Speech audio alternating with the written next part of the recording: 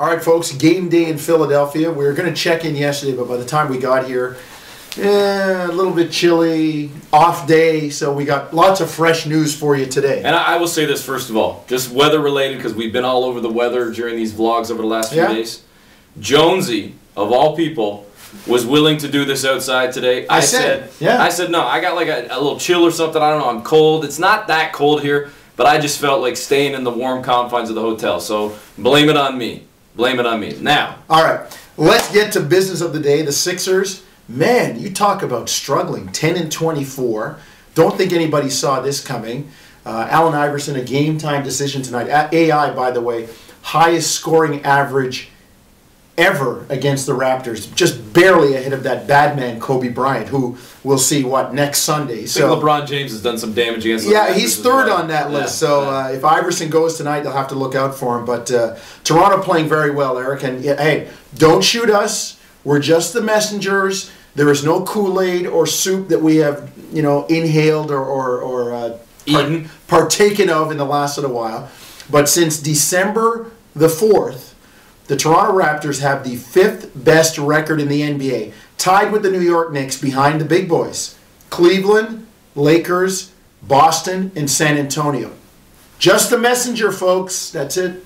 Well, you know what? They've played much better defensively as well. If you look at the way that they've played over, especially the last 8 games or so, holding teams to around 40, 41%, around 90, 91 points per game. They've been much better defensively, and that to me is a big reason for their, quote, turnaround. If this is a legit turnaround, we'll find out, based on what the Raptors do now, that they've hit 500. What are they going to do with it? Are they going to fall back down, or are they going to get ahead and not look back now? We'll find out about this team. But you mentioned Iverson, Jonesy, and I hope he does play. The reason I hope he plays is, it's interesting to talk to some of the guys. A guy like Sonny Weems, young player, brief teammate of Iverson's in Denver for a short period. But just talking about the fact that, hey, this is a guy that impacted us as young players, young basketball players, and especially young African Americans growing up as well, because it wasn't just him on the floor, but it was him culturally. It was what he represented. The first guy really with the cornrows and the tattoos and the baggy jeans. And some of you out there are going, that's what's wrong with the NBA. No.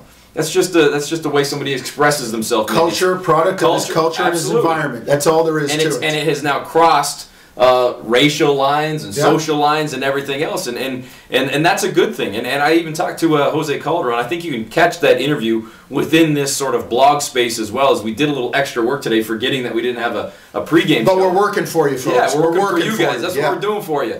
So Jose Calderon said, hey, Iverson was big as well. You might not have seen kids walking around Spain with cornrows and tattoos, but he was huge, his impact on young Spanish players as well. So that just shows the kind of cachet that Iverson carried through especially through his heyday. Absolutely. He transcended, that part of just basketball on the court, and he threw it out there for the cultural mix to happen. So it would be good to see him play, and I've said this too. He's a little bit banged up, but over his time in the NBA, he may not have practiced, but when he turned the lights on, I don't think anybody played harder over the course of his entire career than Allen Iverson. I'd like to see him play tonight. I remember going back a few years ago, and I'll still stand by this, and I know some people killed me for saying this, to say, what kind of basketball fan are you for making a statement like this?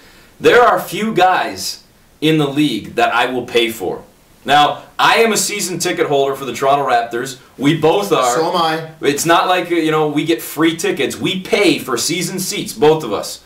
So technically, yes, I pay for everybody. But I'm talking if I'm dishing out big dollars, I'm reaching in my pocket, there are a few guys in the league that I would pay big dollars to see. And why? Because I just want to see the stars, and I want to see guys that bring it. The Jonesy just said, guys that play hard, that play the game hard, that bring that cachet of a star and everything that comes with being a star and performing under the big lights.